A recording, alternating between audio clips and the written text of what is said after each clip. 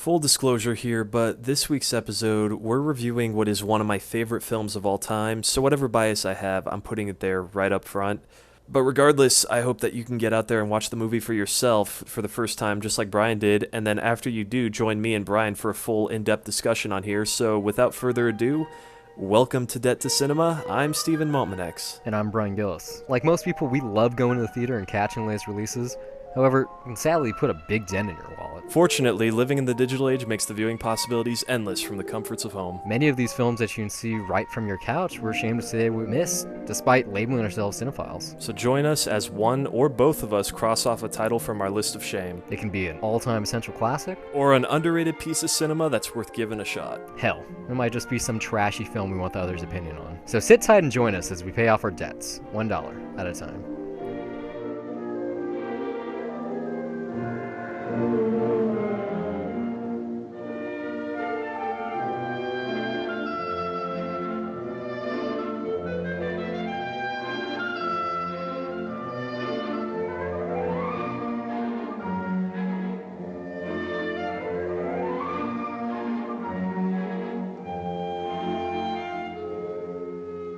Ever since you told me that you have never seen this, I thought it was inevitably going to be a pick, and I was really hoping I would not be the one to do it.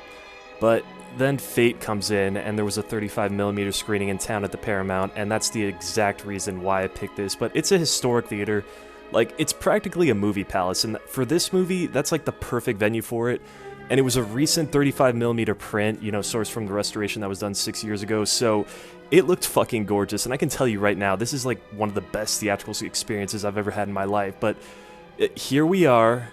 We've already got one Powell and Pressburger flick in our catalog, which I admittedly set up wrong. But this is among one of my favorite films of all time. I know this is your second exposure to Powell and Pressburger, so I want to ask you where you heard about this movie first, and I guess after that, where does this stack up for you? I'd heard the name, I'd seen the poster maybe on like the IMDb Top 250 or Best Films of All Time. I don't recall ever learning about it in film school. I mentioned this during the Stairway to Heaven, or what's the other name for that Matter movie? of Life and Death, that's the main title. But I mean, I saw this like probably my first year of film school, and I saw it on my own. And you know what kind of drove me nuts is like we were learning all these names, like there's John Ford, there's Victor Fleming, Orson Welles, there's Howard Hawks, but later. I mean that's later on. But no, Powell and Pressburger, No, I never mentioned, never learned about ever. them. And I mean, like, based on like the incredible films that they have in their catalog, like there's The Life and Death of Colonel Blimp, there's 49th Parallel. Michael Powell went on to do Peeping Tom. There's even still a ton of movies from these guys that I have not seen yet. Like, I have not seen I Know Where I'm Going or Tales of Hoffman. Like, just because I want to wait. I don't want to jump into everything and then peak too early with them. I still want to discover some other stuff. I'm going to definitely check out Peeping Tom and then the De Palma remake later this year because I want to see, what's her name, Moira Shaney? Moira Shearer, yeah. I want to see her again in a film by one of these guys. Mm-hmm. I can't really say where it stacks because I've only seen one other film by them, but on all accounts, from music to acting, the dancing choreography, just the visual imagery, the colors here, the cinematography, the production design, everything just across the board, it's a masterpiece. Seriously, I can't. I have such a bias here because I swear this is in my top 10. No, that's if I have to like totally make a list right now. No, yeah, it's up there. Like, this isn't one of the kind of movies where, first off, most classical films I have a problem really buying into, and not just the disassociation of where we are in society versus when we were then. Just the visual imagery and the way people communicate and the way society worked and a whole bunch of different things. It seemed it could have been like 300 years ago, basically. And despite that, I don't think this is the kind of film that I would watch frequently, but it is something that I would like to own now on Blu-ray, like in the Criterion Collection. Better yet, like as a 4K Criterion disc. whenever those Absolutely. start coming out. I saw this like on just a pristine print. Like that was sourced from this restoration. I'm pretty sure you got the same Yeah, I one. got the. I paid $4 on Amazon for a 3-day rental of a 4x3 movie. And so It's the 4K master though. yeah, no, it started off Okay, really good. bad. I was gonna be really pissy and send like an email or a tweet to Amazon Prime Video, but then the buffer stopped being shitty and it kicked in and it was gorgeous. It was really, That's really good. pretty. Like after that first scene really began, once everyone like got situated and everyone sat down, I was like, oh, okay, this looks like a different movie now. It really went from crass like shitty standard def to this is just a really gorgeous film. Seriously, like when I was just investing in a Blu-ray, this is one of those classics that I got where I was just like, holy shit, if it wasn't for the ratio, like it Yeah. looks so gorgeous. It could have been shot today. It's really sad that this is a Academy ratio film because it doesn't do the film justice. I mean, obviously things would have been completely different if they had that extra landscape if the lens was bigger.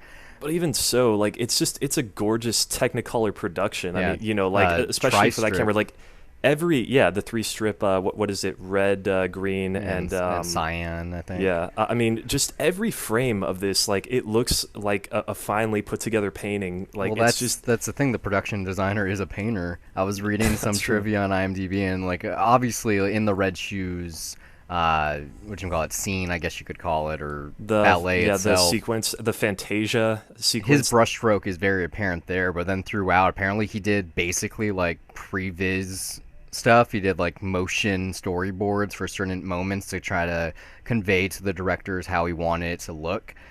So very much ahead of the time. It's such a great sequence, though, just visually. Like I call it a Fantasia sequence because it really just has that visual wonder of a classic Disney animated film to me. Like it's so surreal, and it really is. Like we use these words all the time, but it's like it just really has this dreamlike feel to it, and these really cool effects in there that I really don't want to know how most of them were done. Like I can think of the newspaper man thing, but Yeah. like I don't want to know how that one's done. it's Like it obviously- just looks so cool to me. It's obviously wire work, but Obviously, yeah, but it reminded me like you of, can't see the wires. That's the thing. it's my- not like the shark in Jaws. it's my least favorite thing of The Sound of Music, but it kind of reminded me of that final musical number in that, like when they do the Broadway moment. Because in here, it's inherent to the film. It's called The Red Shoes. The shoes themselves are real pivotal to the movie. It opens and closes with that Hans Christian Andersen, storybook with the candle and everything. So the whole movie's about the shoes. That sequence is the crux of the whole thing, and I'm sure it's the reason why people went to go see it. And in Sound the Music, once that like musical thing happens at the end, I just feel like turning the movie off. I hate it that much. It's kind of like Full Metal Jacket for me. I'm like, can it already be over, please? But yeah, here if this came out, was it 48? 1948. Yeah, it wasn't that big when it first came out, actually, and it wasn't till it was huge at this one theater that it played at New York that Yeah, and then word of Universal mouth just picked went up around. the distribution and became big in like 1951 or something. And even still, like if you saw this in the 70s, if you see this now, just from a visual standpoint, it stands up really, really well. It's not just visuals. Like I know that's the go-to thing, and it's really easy to say like, "Hey, this is great," but like what makes this one of my favorites of all time is this has my favorite dialogue in any film ever. Like just this screenplay, like the back and forths between characters, like especially in the first half, like there's just so much wit, especially coming from Anton Walberg in this movie. But Is that I mean, is that the director? yeah, that's the guy that plays Lermontov, which he's Yeah. in.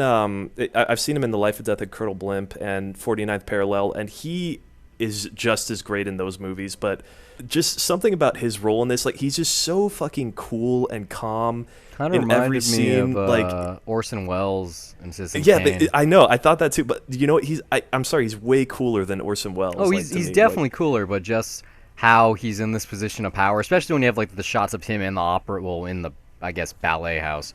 But it just brought back like when Foster Kane's wife is performing for everyone, and you have like those Yeah. cutaways and stuff like that. It's And like he's just like trying so hard to control everything behind the strings, but like even then he's doing it perfectly without trying. Like when everyone's freaking out during the Red Shoes ballet, like Grisha's freaking out over where the shoes are. There's Sergei freaking out over the door, and he's just kind of walking around like, no, it'll be fine. Just do this. Yeah. Like there's very few things that tick this guy off, and he just walks around like the ultimate badass, and I freaking love this performance. Reminded me of Eight and a Half a little bit too, of Fellini's character in that. Yeah, except that character's more insecure. Especially with the sunglasses. Well, I mean, that's a much more inward-looking film. Yeah. It's very meta. I could say, yeah, I mean, that they might have lifted like some of the images or just the look from this movie, because Eight and a Half came after. Yeah, slightly after. It was like 1960, Yeah. I think. This isn't the first time we've done a film like this on the show. I mean, of this caliber, yes, but All That Jazz and The Red Violin are similar territory. First of which is about, more of Broadway dancing and musicals. A second is about music and how important it is through the decades, or centuries, actually. And then this one is more about just personal drive and what it's like to create, like the power of artistry. Like, probably my favorite piece of dialogue in the movie is the first time where Lermontov meets Victoria, and they have that party. Yeah, they have the party, Yeah. and they have the back and forth. And she asks him, or I mean, he asks her, "Well, why do you dance?" And she says, "Well, why do you live?" And he says, "Well, because I must." And she says, "Well, I have the same answer." And that kind of just it mimics throughout the film and through certain actions, especially in the final act.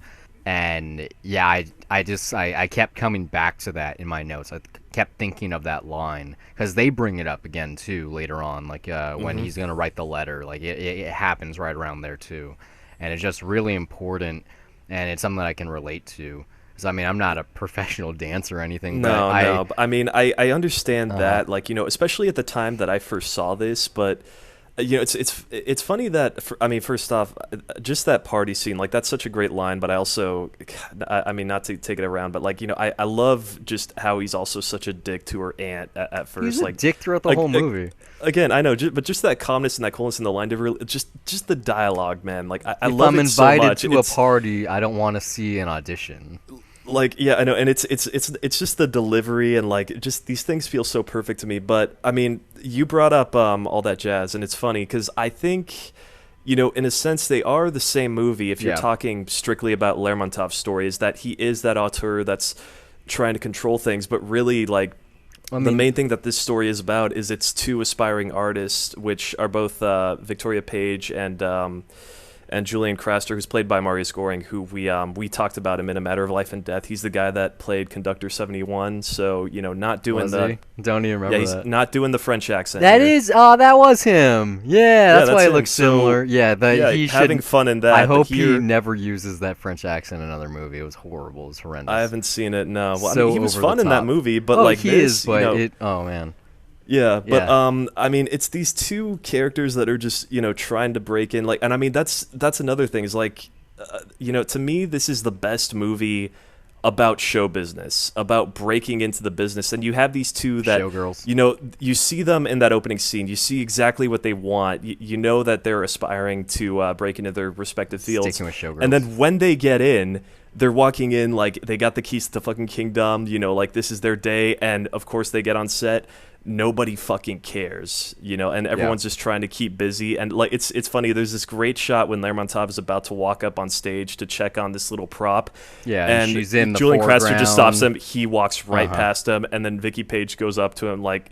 And he just doesn't care, as if it's like, oh, but it's okay. I know this guy. We talked, but no one gives a fuck. Go and it's stand just, in the corner next to the other dancers that no one knows. Yeah, I know. Who It's just that thing of like you think that you're the shit, and then you realize, nope, you're just like everybody else. You got to keep climbing up from then and there. This movie kind of threw me for a loop. It started off a certain way. You get all of these extras running into this playhouse. They're all excited to see this latest thing, and then immediately you get this split. You see half of them are there for the music, the other half are there for the dancing, and it kind of sets up the whole movie. By the time I was like making notes, I'm like, people watching the same thing but for different reasons, like this multi-layered experience. And I was like, that's a very just it's principal to why people do go see live theater. Like when I've seen musicals and such, like I go for the musical, but I can't imagine people. I want to hear the songs. No, I want to see the choreography. Oh no, I want to see the artistry. And it kind of sets the whole movie does that, because you have the set. I mean, the stage director. You obviously have the director himself. You have the choreographer. You have this conductor. You have the composer, and they all get their own moments. They all get their own little battles, their own hurdles, and then you get to see the grand scheme of it all. You get to see these stars being born, and then their trials and tribulations and their personal problems, and it's very layered. There's a lot going on here. Seriously, I mean, especially in that opening, like just going back to you mentioning that crowd, like Yeah. that's such a great example So many of fandom. damn people. I mean, It yeah, like impressed you me know, immediately with the depth of the field that you could see everyone clearly. like here's the thing is like I don't do this much anymore, especially in the days of reserve seating. But like when I went to midnights in high school and in college, Oh yeah, sitting in line there would for be like lines, an hour. and Yeah. but when they're letting people in, like people are running or walking fast through the multiplex just to get seats. And then you just kind of end up with conversations with fans like that who are just kind of snotty and are there for different reasons than you are, and you're also very high and mighty and opinionated at that point that you assume that you know everything. It's little stuff like that yeah, like I mean I really love the way that this opens and just how much you can find in there. Like it's such a great piece of screenwriting that is able to set up everything from who your main players are, what they're going to be doing, and just like To an extent, though, it like does it all in one room before everyone knows like anyone. It's like that's a lot to juggle, and this movie does it so well throughout. See, I liked how it created mysterious characters, though. Like, you knew that they had to be pivotal. Like, Craster leaves immediately. You're like, oh, he must be important if he gets, like, direction like that. But I didn't know who they were. Like, it made me want to keep watching to learn what their motivations were, what their goals were, like, what they were good at in life.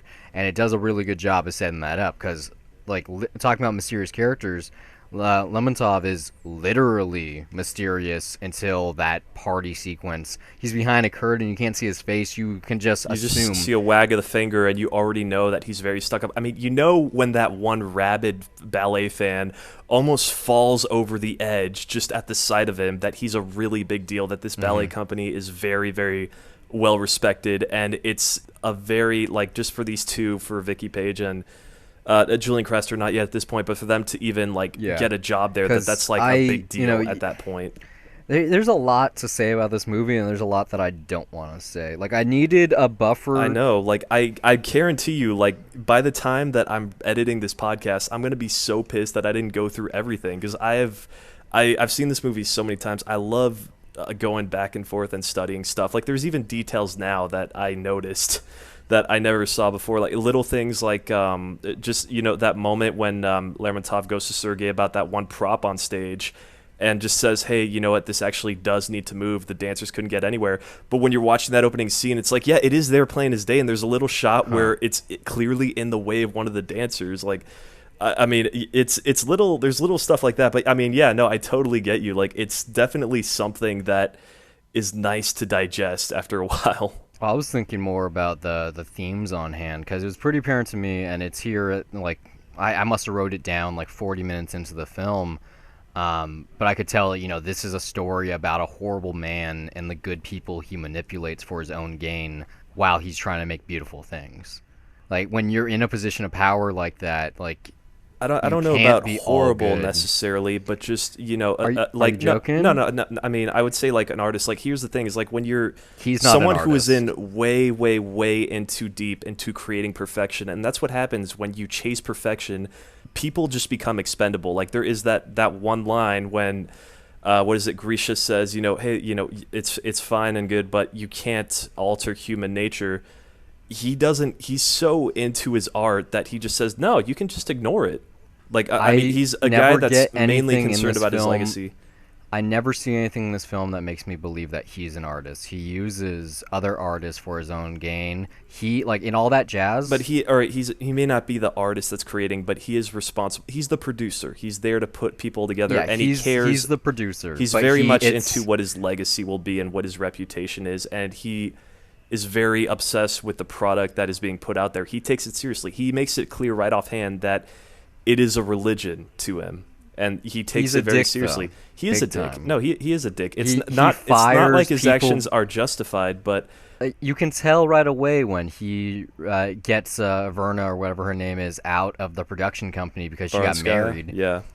the reason is because she must have rebuffed his advances in the same way that Victoria does We later can assume on. so, yeah. I Like, mean, he probably did that for the, the lead before her. mm-hmm. And it's something that's probably always followed him because he's such just a dark character, because it seems anyway that he's shallow and he only cares about his own success and will do anything to get it, that he doesn't have happiness, really. I mean, Regardless. I just hesitate to say bad guy because I find him In just this- to be a very tragic figure, especially at the end of this movie. Yes, It's he like is tragic, Yeah. but he's the antagonistic character. he definitely gets what's coming to him. Yeah, even though it doesn't really affect him per se. At the end of this film, once the film's over, if you go 2 days later down the line, his life didn't really change. He's gonna be enamored by a new muse. Mm-hmm. He's gonna find a new dancer. His legacy's gonna continue. He wasn't at fault for anything that happens, and that's kind of why, in my opinion, he's a bad guy, or at least a horrible guy, is the way I phrased it. Because you get him dwelling in darkness all the time. It happens like 3 or 4 times in the movie where he's just sitting like in his bedroom or in his office in complete darkness, just sitting there toiling certain things. And when you characterize someone that way, it's to express a certain view to the viewer. And it can only make me assume that he's in this cave, that he has to be in darkness because he's just a dark character. Well, it is quite sinister, but it's also very, very unsubtle. And this is not problematic for me. It's just I kind of laugh every time at how a little over top it is. The scene where he smashes the mirror. Yeah. I mean, it's just, I enjoy stuff like that, but even then it's like, a bit too obvious. I mean, this film is still dealing with, like, ballet is historical acting, or histrionics rather, with the crazy makeup and the big eyelashes and gestures that are above and beyond words. That it's when your business is dealing with those kind of things, it would make sense that you would kind of be one of those people too. I think because I mean, there's several stories happening at once, and like I said, it's multi-layered and it has more than one message. But I really like the whole concept, and it's not completely original or anything, but of one artist making something for another artist because it's his muse. Like, you have a young composer here writing music for a star dancer that he's falling in love with, and it just fatefully, like, they're pushed together because of this, and then they're pulled apart by their Just boss. one person's jealousy, yeah. Yeah, which, I mean, they've said that there's only like 8 different stories you can make. Like, there's 8 archetypical characters, and this is one of those stories. We've all seen this, even if you haven't seen this version of it. But I really like how it comes into play, because it does it without mentioning a muse or like the role that plays or how important that is. But I really liked, even with how little of it you get in this, that it's a very apparent theme. It's like Lermontov has his muse, which is his star dancer. The composer has his, which is also, in this case, the dancer. But then you can tell that with the stage design and with the red shoes and the way they look and the way the wardrobes seem, and the fact that there was only one production of the red shoes and it was never to be done again, and then how that closing happens and you get this production without a star, like how beautiful that concept is.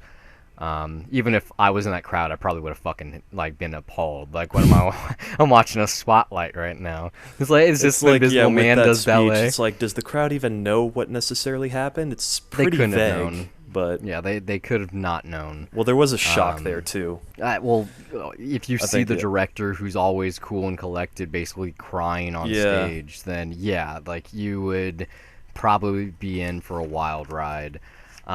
So I guess since we already skated around it, Victoria commits suicide at the end of this film, and I mean, that act wasn't completely fleshed out. It's probably like my biggest problem with the film, the fact that she just randomly ran and jumped. You and a lot of people. Like, actual closure. Like, I read that a lot of people have a problem with her wearing the red shoes.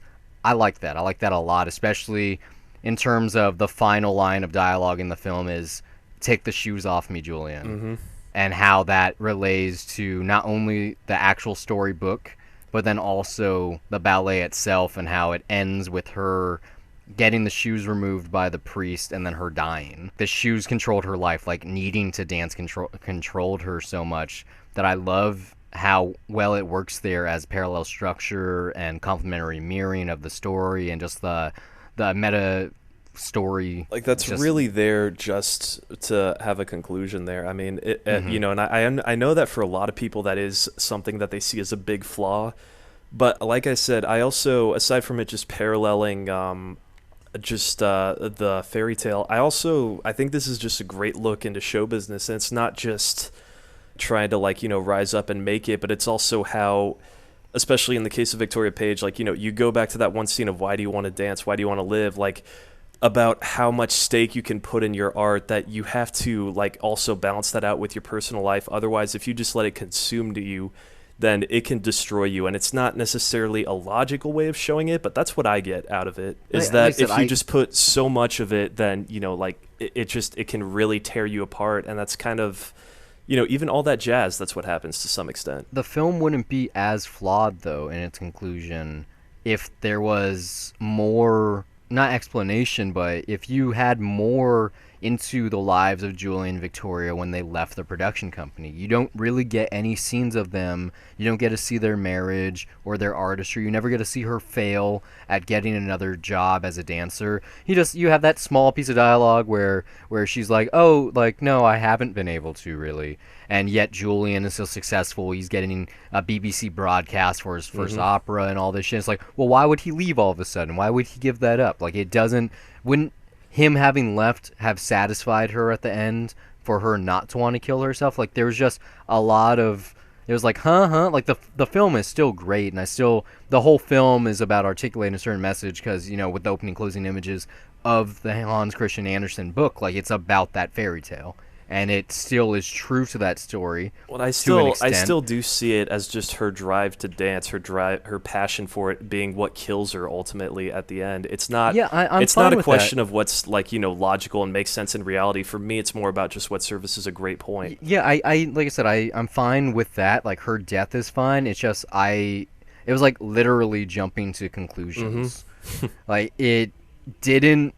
It's not entirely fleshed out. Like, it needed, like I said, a couple of scenes of their failing marriage or of her failed attempt to rekindle It's funny because her career. It's not or exactly anything. a well-developed relationship either. I mean, you get a lot It's of better- great pieces of it, though. It's a better than A Matter of Life and Death. It's though, just so because of that one scene in the coach, isn't it?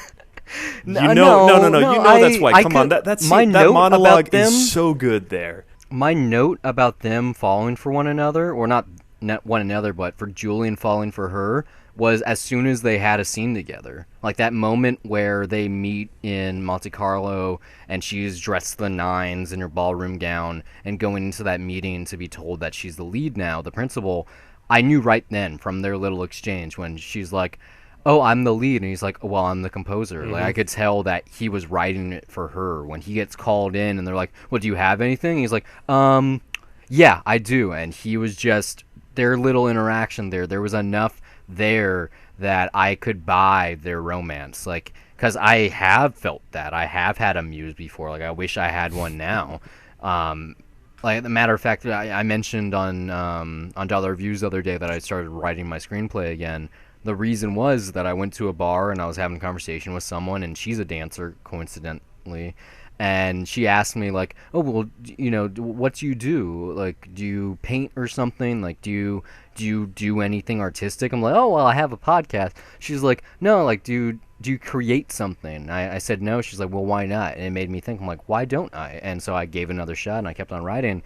And so sometimes in life you need that catalyst, or you need that muse. You need something to motivate you, or not even motivate you, but to give you the inspiration for something that you never saw. And I bought that from them, because there's no way to really articulate that. I mean, you can try in a movie. Albert Brooks's The Muse tries really, really hard. That movie is fun. Talking to Sharon Stone the other day. It's not just about, you know, having a muse. It's mainly just a relationship. A healthy relationship will be one where the other person tries to get you to bring out the best in yourself in whatever it is that you do. But I'd argue that this film is less about that and more But it does, well, so it does that go they hand in complement hand. one each other in their career, and Exactly. then Like it's for the also red because shoes, of the it goes relationship. hand in hand. Like, he is writing it with her in mind. Like, yeah, I mean, absolutely, I agree with that. That's Yeah. clear. But also, he's also, even though he's really into this work and he knows that he made it for that reason, he does say right before showtime, you know what? Just Do go at whatever the whatever fuck you tempo want. you Yeah. want. Do It's do your own fine. tempo. Yeah. You own the stage at that point. And because the reason is though, like you have a couple of scenes between them where he's like, "Why can't you do it? Why can't you do it this fast? Why are you jumping I in know beats? that Why are line you is jumping so ahead?" great. You see Like this, you get Batten? those Follow great it. little moments, and then when she's finally on stage, like I was like, "Oh, like he's deeply in his passion for her now. Like he's trying to make it aware in that speech." Well, yeah, it's And that way, when they do have, yes, their carriage ride where it's pretty awesome, and he has that really great monologue about like where did you know when you were in love, and he has that thing. Like I was like, yeah, like I buy it. Like it's real. it's such a great monologue. Like, just, yeah, man. I really have nothing else to say there. But like, as far as it's funny. I mean, another thing that you didn't mention is like they have that little exchange when he's talking about a piece that he wrote, which is set in a ballroom scene, and he makes it clear like, hey, anyone that knows anything about music, they will imagine a ballroom. And during the scene, she sure enough is dancing in a ballroom. Just, you're in Vicky's world at that point, and that's what she's seeing. I mean, yeah, and of course you're seeing it that way because you see other characters from the actual movie that do kind of come into it. There's a lot of foreshadowing of who's going to have what role for the second half of the story and how it connects to this fairy tale. We passed by your fairy tale moment, your Fantasia sequence, the red shoes itself. Well, There's it's so tough many. to review because it's really Well, just a not great. review, but just I want to talk about it. It's Mhm. just there's so many really great, just special effects shots, and I then know, and the it's the just like, fact I that it. really don't want to know how those were done. Like, I know there's the bonus features on the Blu-ray and the audio commentary, but I never want to know how they did it. Well, even if you take out how they did stuff, just the fact that they use all these match cuts to make it seem like it's a seamless dance, that it is Hmm. a single take, that there is no end to it, that it is you're watching the real ballet, but except that's not possible with these special effects and the superimpose and the way that these characters come in the frame and turn into someone else, and all of these varied things, including point of view shots and well, zoom lenses didn't quite exist yet, but you're deeper on the stage than you were, and then more so when the camera is now a bird's eye view behind, like at the end of the stage instead of out as an audience member, and then you get that awesome tidal wave that comes over, which is the crowd applauding. Just there's so many that happen so quickly that if they had just made that sequence alone, if that was just the movie, it would be good enough that people would be talking about it. But then it's just a large part of everything around it. You have so much build up to that ballet, and then you get so much after it when they're trying to reclaim its majesty that you could write a lot. You could probably write a whole book about that sequence. No, seriously. I mean, and you briefly mentioned it. Like, I don't think I've mentioned this yet, but I mean, yeah, we talked about the technical. It's so easy to praise the photography, but I mean, just the editing of this movie. I really love how it flows. I love how dynamic it is, especially in that sequence. Just that sense of continuity that you get. I don't know why, but just a piece of editing that I love. It's really during the Mercury Theater sequence. It's there with when they're doing that shot of like her spinning around the stage and how that's cut with the point of Yeah. view shot there and how it gets closer and closer and closer, and I really love how that goes, and I feel it every time. But I mean, it's that, and That's exactly what doing spins like that is. You yeah, have to snap your head from where you're looking, and and then you it use just your peripheral vision to like. snap again. Because if you don't look exactly where you are, you're going to get Mhm. dizzy and lose your balance and fall over. But then it's just like that, and then that shot just lands exactly on Lermontov. And I know, that's one shot that I know Black Swan definitely lifted from this movie. Oh, Black Swan took a lot from this. Oh yeah, no. Like, Black Swan is basically this movie and Repulsion combined. Like, Like, Darren Aronofsky has not shied away from that either. especially the usage of the swan link in this film. I think my two favorite shots in this movie, or from the sequence anyway, are when you have that when Vicky's male lead flashes between being the shoemaker and then it turns into Lermontov and then it turns into Croster. It's like, what the fuck just happened? Like, that was really It's cool. because, How the shoemaker's the one that's tempting her to take the shoes in the first place. And, in that story, that's like the one antagonist. But then later on, she just becomes torn between the two. It's weird though. Like it works in the whole, but just in terms of the sequence, like I don't think there was enough at the time of that sequence to cement Lermontov and Julian. Like the two of them. No, but it is like, foreshadowing, and it's just I still don't see, like there's things like how she could possibly see Julian as getting in the way. Like, I mean, I guess, the fact that while they're married, she's not allowed to dance at all. That's more something that I could say is probably just chalked up to the expectations of the time. Is that, he's bringing in enough money, so of course she wouldn't need to do anything. But later on, when she catches her, he's like, "Hey, no, you can dance with anyone else. Just please don't be here. Come with me." Like, I don't think that's what it is. I think there's just a lacking part of the script there because, like I said, you never get a scene or just sequence or anything because he's not. Maybe, but I can't see it. It doesn't make sense. Like, sure, he got kind of I can see it. He's busy doing exiled other from work. ballet. He stops thinking about it. He not cares better, about her, but but he's more focused on his stuff. He has that sequence with Boris where he tells him, like, well, fuck you, ballet sucks anyway, okay? And, he goes on to do the opera. But she never gets that moment. She never gets that closure from Boris. Like, he doesn't say, oh, she can't ever dance again. She's under contract. And yet, there's nothing that says, oh, like, Julian needs me to help him out, so I can't dance, or, oh, I couldn't get a job, or anything, and you just get that one shot of her pulling out of her dresser with her 1,000 pairs of shoes. Like, you never get anything. Like, she could have kept on dancing at home. Like, I think it's just standards of the time, because, I mean, they do I don't say think it. so. Yeah, no, I mean, when Borenskaya she was leaves, famous at this point. She was but famous. when Borenskaya leaves, that's basically, that's kind of the rules that are set up, is like, oh, so you want to leave and become a housewife. It's like, it's sort of, it just seems like that's how society sees, is that, oh, when you get married, that's just what you are, and you let the man do the work. Well, why does what's her name come back then? And it doesn't seem like she needed any training. Like, I just think it's a problem with the movie. I don't think that it was fleshed out enough to give us any true representation of what Vicky was thinking at that point. I'm kind of throwing in other variables in there, but it is watching it with that context of, hey, this is 1948. This is post-war. It's 1920, apparently. That's when the story takes place. Really? And you can kind of get some touches of that, too, because that's what I read online anyway. Because, for instance, Julian and Vicky in their London. place. Like, how does... I don't know. Maybe it's fucking both. Because, like, in their house on the piano, they have they have, like, a... whatchamacallit? They have a candles. Nice-ass piano, yeah. Well, yeah, but they have... It has lit... But the room is lit by candles. And the spotlights are kind of weird on stage too. It looked like they had actual flames in them. You don't really get many shots in public either. Apparently, though, later down the line, that they wrote a novelization and the story takes place in the 1920s. So I don't know. I'm learning this now. I never knew that. That's interesting.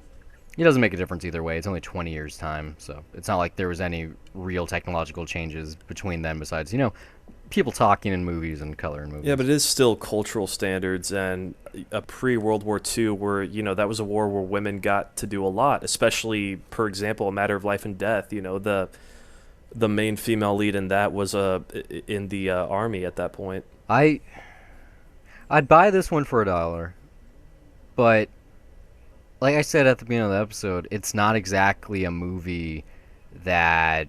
It's like, the movie is great. Inherently, it just is, but it's not exactly what I look for. Like, there's not enough comedy for me. There's not enough romance. There's not enough characterization. Like, it's lacking in areas that I want. Like, Victoria doesn't really have an arc. She's a flat character. You never get any sense of who she is. Julian, you get more so. Lermontov, you get a ton. Like, you get, despite him being the bad guy, you get the most characterization for him. Like, he gets the most screen time. He gets the most lines of dialogue between the three of them. Everything, like, you understand his motivations. But Julian and Victoria, it's just like, well, she wants to do this and he wants to do this. Huh. Like her aunt actually sets up more about her character than she does herself. When you get the lines of, "Oh, like people have said that she's really good. Oh, you should check her out." Like the fact that the only reason she's in Monte Carlo supposedly is because she was joining her aunt on vacation. It's missing. It's I not a mean, perfect story, I but it's gotta a say, perfect movie. I disagree. Yeah, it is for me. It is a perfect movie. It's a great look behind the scenes at show business and just It's a, one's it's a experience of breaking perfect in. movie. And It's as not a far perfect as story. Victoria's character in there, like, yeah, I think it's a great look at just the commitments that one has to make to continually pursue their art. And, it's especially there in that I don't line of, see that though. I why don't do you see want to the live? struggle. And it's just, yeah, it eventually does tear apart that choice of whether to just stay with the company and or just to have a personal life and have a relationship and be with someone that you want to be with.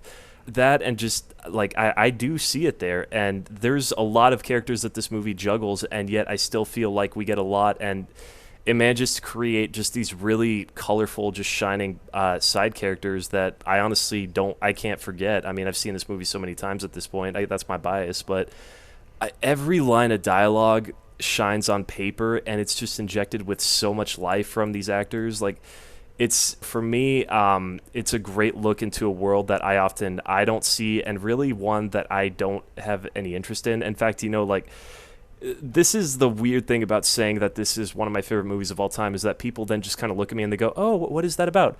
And so I just start off by saying, "Oh, well, it's about a ballerina," and right then and there, that's when they just kind of give me that look of, "Huh." Like, just that judgmental look of, like, no, but, well, That's not what it's about, though. yeah, it is. It's not about a she's the ballerina. lead character. Her face is the one on the poster, and No, it's about the struggle between fame and love, and that you can't have one without the other. it's about many things. Like, there are a lot of characters in here. I mean, like, who do you say is the lead protagonist of this movie? There's 3 credited It's leads. Lermontov.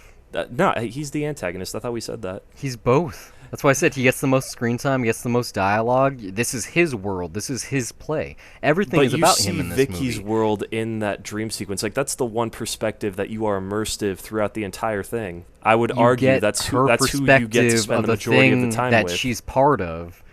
Like, she would be nothing without Lermontov. Like, Boris is everything in this movie. The fact that when the composer's birthday, and the only reason he even fucking shows It's just up because is of because he her. thinks he's gonna find exactly. He thinks he's gonna find her he's there, after and her, she isn't. but it's And not then like I mean, you could see it a bunch of different ways. There are 3 leads in this movie, and they all have their own stories. what I'm trying to argue is that both Victoria and Julian, they're a singular story because they're conjoined. It does become right? They're in conjoined, but they love. do start out separately. We see how those become combined, and then Lermontov is the outsider problem because is it's that- impossible for him to join in unless he makes her amuse. But obviously that pisses him off. I mean, what? That's I'm sorry to sidetrack this, but that's another detail that I actually noticed here. Is that every time that Swan Lake appears in here, it's always at a scene where Lermontov is either upset, or it's also kind of the bookend of how he first becomes attracted to Vicky as making her a lead, because that's the dance that she was doing at the Mercury Theater. And then that's the one that ticks him he off. put her there on purpose. So it's like, he wanted. I to know, see but her it's there. just it's funny. Like, it seems like Swan Lake, that's like the beginning and the ending of a relationship for Lermontov with a dancer. Because that was the one where, for Baron Skyer, that's where he said, "You know what? I'm not interested in her anymore." And I thought that was a cool little Unrequited detail. love can drive you crazy. Okay, Lermontov isn't a bad guy until he finds out that Vicky isn't in love with him, or that rather he has no chance of being in love with, or that she has no chance. He of is being a in love complex with him character because- who's really just used to owning the space, and when he's not getting something as he wills it, it's gonna piss him off. Like I said, it's still a great film. It's still a perfect movie. It's just, I wish that you got a scene or two of their marriage, that you could see their relationship after it's already been established as one, when both of them have proclaimed it as being something real and not just a fling during a ballet production. I'm able to buy You that don't it's get there. that. You I get see that- enough to believe in it. You get the one scene though. You get the And singular it's still scene. there's no dialogue there, and it says a lot. It's a nice little moment, and I don't. It's one of those things where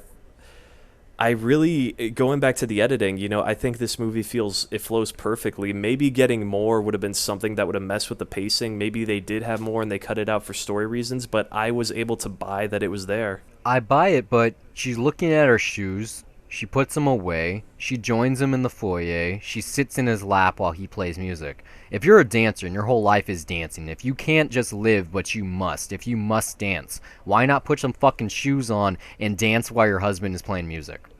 If you're a dancer. And the fact that she doesn't do that, or there isn't a sequence or a scene or anything that makes me believe that her life is going on, the fact that you're led to believe that her life is ending when she gets married makes me kind of not believe that Pressburger and Powell.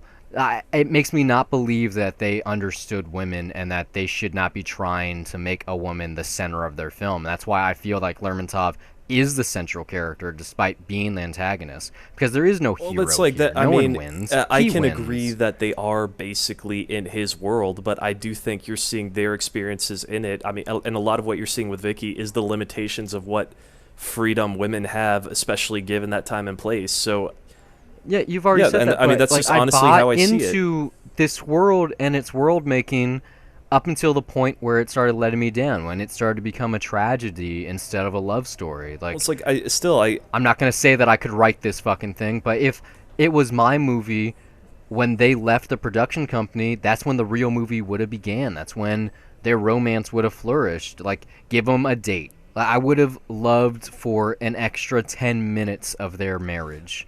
As an audience member, I didn't feel like their love got the due that it deserved, because it wasn't set up perfectly. I think but that's I just the enjoyed it. romantic in you wanting to see more and more of that relationship, honestly, because I think most people are romantics, though. I got my satisfaction from that carriage scene, honestly. I mean, as far as like everything else, like I don't feel I need more aside from just that one little glimpse that you get without dialogue. There's more there that I think is just being said about that marriage. Like the fact that she had to just go behind his back to I don't know if it was Monte Carlo or Paris. Like the fact that she had to Monte like Carlo. sneak behind him Well, at the to Hotel do that de ballet. Paris. The fact that there had to be rehearsals and planning things out again. It's not like everyone knew how to do it right when she showed up.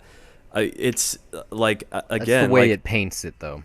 I can buy that with editing that a few days have gone by, but the fact that she didn't say a thing within all that time, to me that says a lot about how that relationship, it could have been troubled at that point, because I mean, he is at a point where he is very vulnerable and he's basically begging her. He's like, hey, you can dance with anyone else, that's fine, just please not with this guy, not for him. I didn't get enough, though. It's fine. Like I said, I'd still buy this for $1. I still think it's a masterpiece. It's not perfect. Well, what do you think about this, audience? Email us and let us know.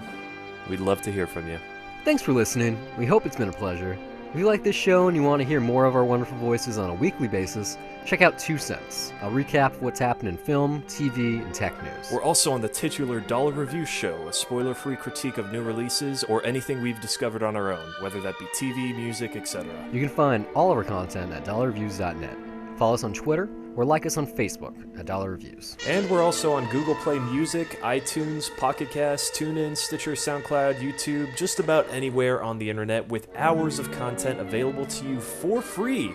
But for those of you that feel that the show is worth your dollar, you can send us a donation at patreon.com/dollarreviews. Contributions not only earn our undying love, but they also make it possible for us to improve our recording equipment and to give you the highest quality episodes possible. But more importantly, they'd be helping us acquire the content to review. Trips to the multiplex are expensive, and the more donations we receive, the more films we can review for your listening pleasure. If you listen somewhere we're currently not available, you'd like to contribute some talking points, send a Death to Cinema request, or even if you just want to laugh at us, you can do so by reaching out to us on social media or send an email to brian@dollarreviews.net. Or you can email me as well, steve@dollarreviews.net. You can follow me personally on Twitter at Brian Gillis, that's BRYONGILLIS, and now you know how to spell the email too, and also under the same name on the lovely site Letterboxd, which acts as my film diary, where I rate films I'm watching, write the occasional review, and even sometimes compile lists. You can also find me on Twitter at S_MTX, and also follow my film diary at Letterboxd under the same name, where I log everything I watch, and sometimes write brief reviews. That's it for this week. Until next time, keep the change.